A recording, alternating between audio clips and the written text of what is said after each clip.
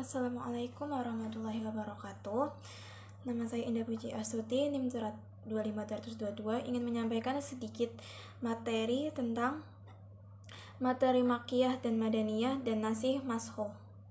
Yang pertama, ada sambungan umum surat Makkiyah dan Madaniyah. Al-Makkiyah adalah surat yang diturunkan di kota Mekah dan sekitarnya walaupun setelah hijrah.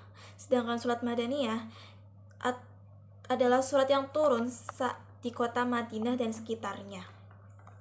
Al-Makkiyah adalah ayat-ayat yang khusus menyeru kepada penduduk Mekah, sedangkan surat Madaniyah adalah ayat-ayat yang menyeru kepada penduduk Madinah.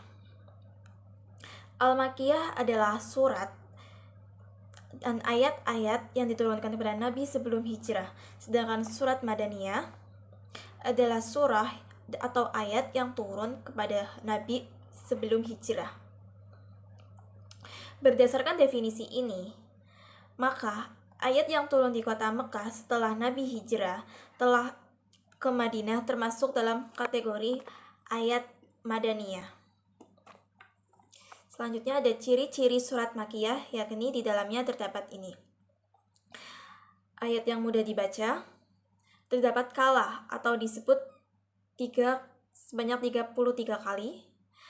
Yang ketiga ada frasya, ya ayyuha annas, dan sebaliknya tidak ada ayyuha alladzina amanu kecuali di surat Al-Hajj.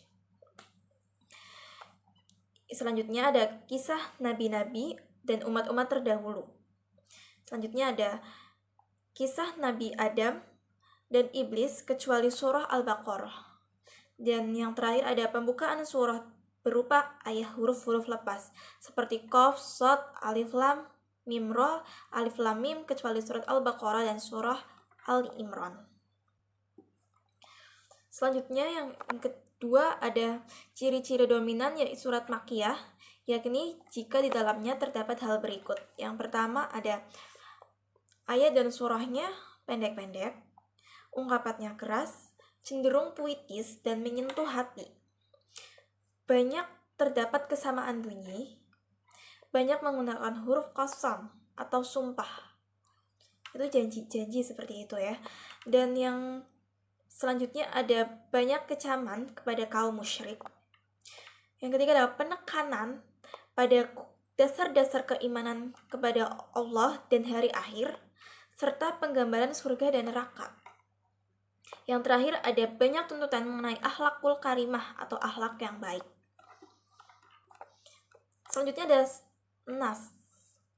Nas secara bahasa ya artinya menghilangkan, menghapuskan, memindahkan, menulis. Adapun secara istilah, maka ada dua macam. Yang pertama, nas menurut istilah para ulama fikih mutaakhirin, mereka memiliki ta'rif yang berbeda-beda. Al-Baydawi rahimahullah mendefinisikan dengan nas adalah penjelasan berhentinya hukum syariat dengan jalan syar'i yang datang setelahnya. Ibnu Qudamah rahimullah menyebutkan definisi nas dengan menyatakan menghilangkan hukum yang ada dengan perkataan dalil yang dahulu dengan perkataan yang datang setelahnya. Di antara ta'rif yang ringkas dan mencakup adalah dikatakan oleh Syekh Muhammad bin Saleh Al-Utsaimin, yaitu menghapuskan hukum dalil syar'i dan lafalnya dengan dalil dari Alkitab dan As-Sunnah. Selanjutnya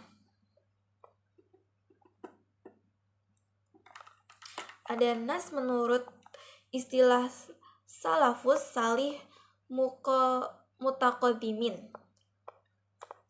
Istilah nas yang ada pada mereka lebih luas daripada definisi para ulama ushul mutaakhirin.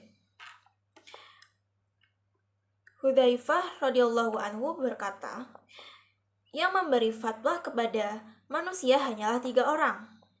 Orang yang mengetahui yang mansuh dari Al-Quran dan Al-Amir atau pemimpin yang harus berfatwa atau orang dungu yang memaksakan diri.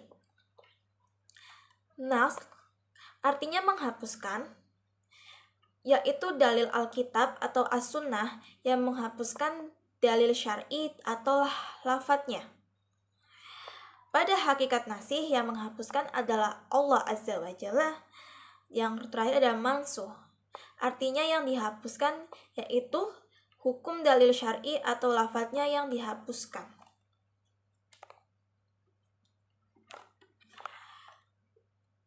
Ya, tadi adalah materi yang saya sampaikan. Terima kasih, kurang lebihnya mohon maaf. Wassalamualaikum warahmatullahi wabarakatuh.